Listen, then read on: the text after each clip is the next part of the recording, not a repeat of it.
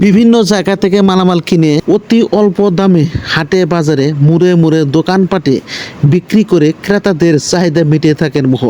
আসল নাম মহিরুদ্দিন মোহ, গ্রাম হাসিল, পিতার নাম সিরাজ আলী। তিনি যখন কোনো বাজারে যান তখন তার ফলমূল, কাঁচা সবজি সহ আম, জাম, কাঁঠাল, লিচু, কলা ইত্যাদি সবজি স্বল্প দামে ক্রেতাগণ কিনে থাকেন। তার চেয়ে কম দামে কেউ মালামাল বিক্রি করতে পারে না। আর মিষ্টি হবে ফল, ফল মিষ্টিও ভাই, ব্যাপক মিষ্টি, ব্যাপক মিষ্টি, কোনো সমস্যা নাই। 60 আলি ফল খাইতে খুব ভালো।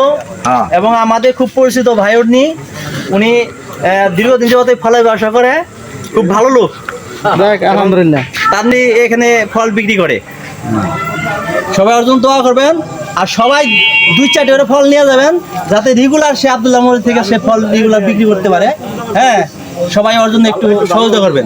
যখন যে ফলের সিজন আসে তখন সেই ধরনের কাঁচা বাজার সবজি নিয়ে মোড়ে মোড়ে বা হাটে বাজারে উচিত হয় এই সম্মানিত দর্শক, যদি ভিডিওটি ভালো লাগে, আপনাদের কাছে ভালো মনে হয়, অবশ্যই লাইক, কমেন্ট, শেয়ার করে দিবেন। ধন্যবাদ সকলকে।